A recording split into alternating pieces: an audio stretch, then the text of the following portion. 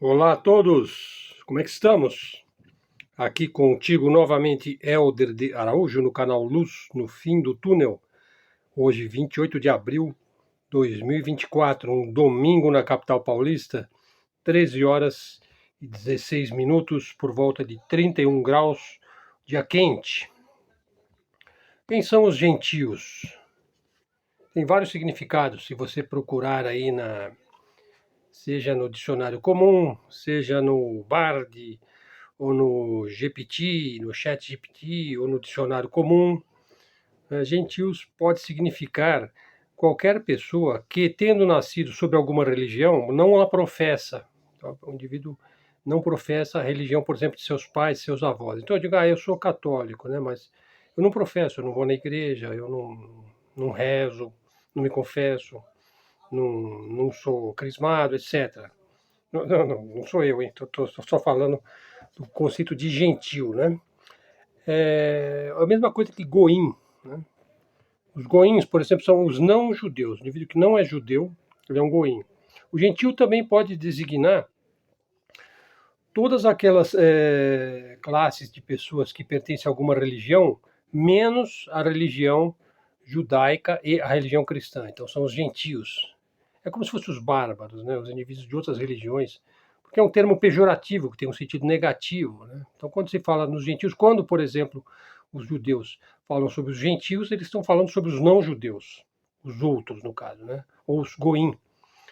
E aí achei interessante aí algumas citações, né, do ex-rabino, que foi chefe sefardita, que você tem uma classificação de judeus, tem vários tipos, né? Tem Ashkenazi, tem Marrano, tem sefardita, tem, enfim, tem uma grande quantidade que se classifica, dependendo da região, né? Judeus russos, né?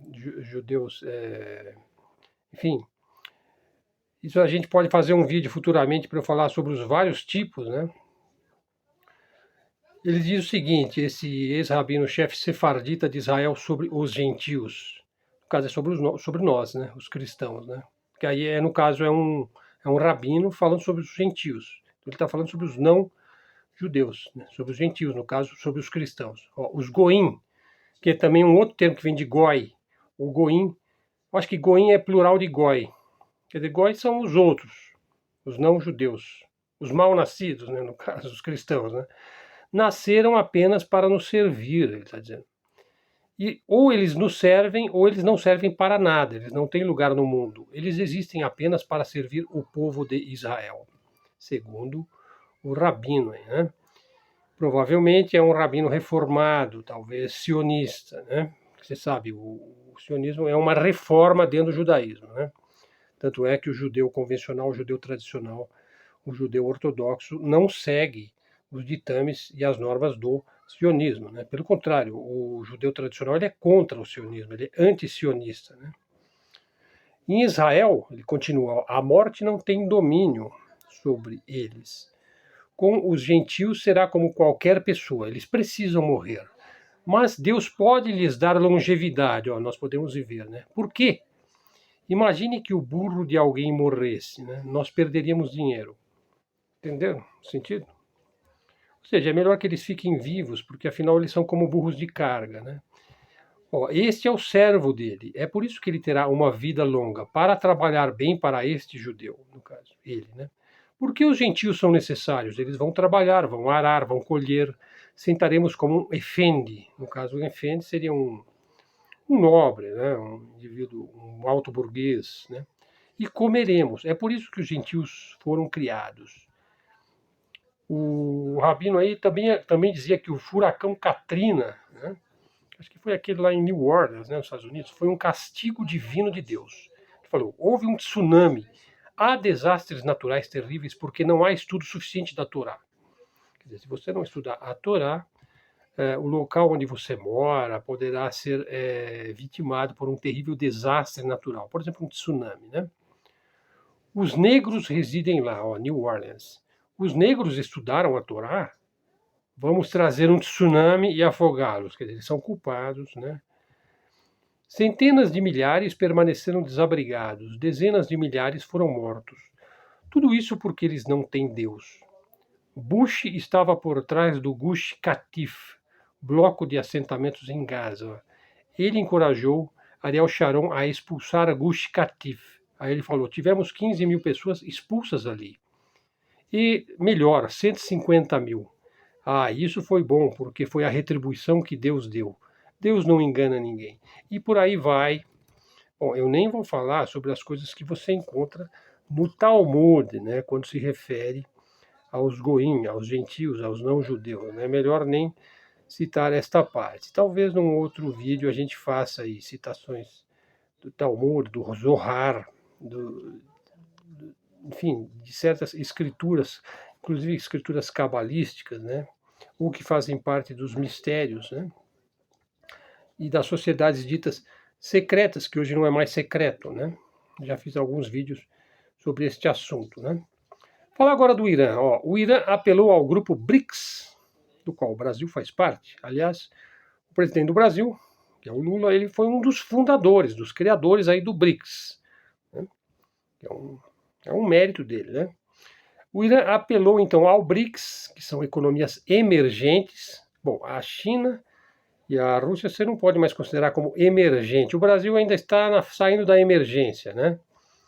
Antigamente eram chamados de países do terceiro mundo, ou países subdesenvolvidos ou em desenvolvimento. E o Brasil então era um país em desenvolvimento, depois ele virou uma economia emergente. Para desempenhar um papel, no caso, o Irã apelou ao BRICS para desempenhar um papel no sentido de pôr fim aos crimes apocalípticos defendidos aí pelos israelitas contra os palestinos. Então, será que os BRICS não podem dar um jeito nesse problema aí? O apelo aí do vice-ministro dos Negócios Estrangeiros do Irã, o Ali Bagheri Kani, em Moscou, na quinta-feira agora, ocorreu no momento em que os representantes do BRICS se reuniam para discutir os últimos desenvolvimentos do bloco BRICS na região ali da Ásia Ocidental e Norte da África. Aí ele diz, a maneira e a qualidade do papel desempenhado por países individuais e organizações internacionais em relação à crise do regime israelense e a posição que adotam a esse respeito são eficazes e ficarão registradas na história. Portanto, ele coloca aí uma ênfase e, enfim, ele faz praticamente um elogio aí ao trabalho dos BRICS, né? E diz assim que os membros dos BRICS, né, precisam mostrar vontade política efetiva e praticar, né, para que se pare de atacar pessoas, né? Quer dizer, o BRICS ele precisa ter um sentido prático, né, de se evitar que se ataque pessoas e infraestruturas civis na faixa de Gaza. E aí o Bagheri Kani apelou às nações do BRICS para ajudar no envio rápido de ajuda humanitária, especialmente alimentos, equipamentos médicos e medicamentos para a faixa de Gaza, e também incentivar aí para a retirada completa das forças de ocupação e também para a reconstrução do território sitiado. E ainda completa, o nosso foco deveria ser conseguir uma suspensão completa e permanente dos ataques do regime sionista a fim de reduzir o desastre humanitário na faixa de Gaza, expandir o envio de ajuda humanitária internacional para Gaza e fornecer um apoio firme às atividades das organizações humanitárias, especialmente a UNRWA, que é a Agência das Nações Unidas de Assistência e Obras, né, aos refugiados da Palestina. Veja só, pessoal, apenas tomar uma posição e fazer uma declaração não é suficiente, a gente sabe. É preciso medidas operacionais eficazes e decisivas, né? E de tal forma que o regime sionista seja obrigado a cumprir os desejos da comunidade internacional. Ele não vai cumprir de forma nenhuma se ele não for forçado a isso. Seja por um problema, uma derrocada econômica ou por uma derrota militar contundente, né?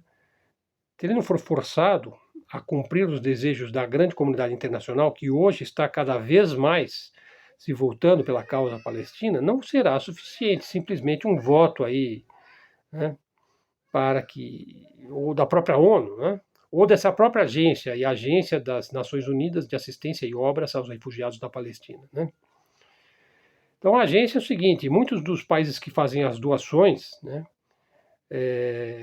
anunciaram aí congelamentos de financiamento após acusações israelitas, né?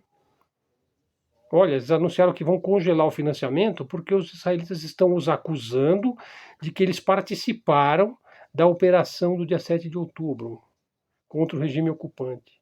Mas jamais apresentaram qualquer prova assim da acusação que eles fazem aos países que estão ajudando os palestinos. Então, se você quer ajudar os palestinos, nós vamos te acusar de ter auxiliado o Hamas a invadir o nosso Estado de Israel. Bom, o diplomata iraniano aí agradeceu à África do Sul por levar Israel ao Tribunal Internacional de Justiça por genocídio, que essa é a acusação que é feita pelo Tribunal Internacional de Justiça, sediado lá na África do Sul. Ele aproveitou e pediu aos membros do BRICS que apoiem fortemente este caso e forneçam soluções jurídicas para lidar com os intermináveis crimes perpetrados na faixa de Gaza. Ele completou ainda: a experiência dos últimos 200 dias de crime e agressão por parte do regime sionista mostrou que a nação palestina não pode ser destruída. O povo de Gaza provou que é a criança palestina que vence a bomba israelita. Isso foi forte, hein? A criança palestina vence a bomba israelita. Bagher Harikani disse que a chave para estabelecer a estabilidade e a paz na região do Líbano, ao Iraque e ao Mar Vermelho é parar os crimes do regime sionista contra o povo indefeso e sem abrigo na faixa de Gaza. Bom, e daí o líder iraniano, né, ele diz que a resistência é legítima defesa, é o exercício do princípio do direito de legítima defesa. E que aquilo que eles perpetram lá contra um outro povo é completamente inválido do ponto de vista jurídico e internacional. Ele ainda falou sobre o ataque israelense ao edifício consular do Irã em Damasco, capital da Síria, e também o assassinato de comandantes militares ali naquele mesmo local e funcionários do local. Após esse crime ilegal e sem precedentes, a República Islâmica do Irã reservou-se o direito de defesa legítima e o regime ocupante recebeu resposta ao seu crime em Damasco. A gente sabe, houve aquela contraofensiva da parte do Irã. Depois houve, parece que 3 drones passeando em Israel. Apareceu depois um vídeo do jornalista Pepe Escobar dizendo que houve a destruição de um F-35 com ogivas nucleares. A gente nunca vai saber se houve realmente, porque não apareceu destroços, não apareceu nada. Enfim, as coisas estão neste pé, né? Mísseis hipersônicos podem transportar ogivas nucleares, inclusive micro ou pequenas ogivas nucleares. Olha só, pessoal. Eles podem transportar ogivas nucleares.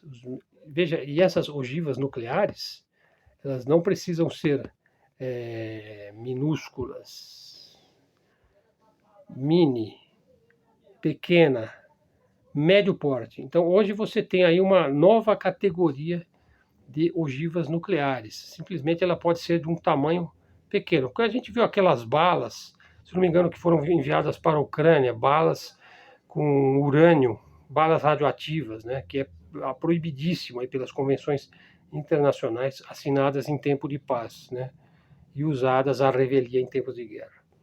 Na verdade, se você tem ogivas, mísseis hipersônicos com ogivas nucleares, micro-ogivas nucleares, por exemplo, desse tamanho, isso detona o programa nuclear norte-americano, pois os Estados Unidos estão atrás da Rússia e da própria China no que tange à tecnologia hipersônica.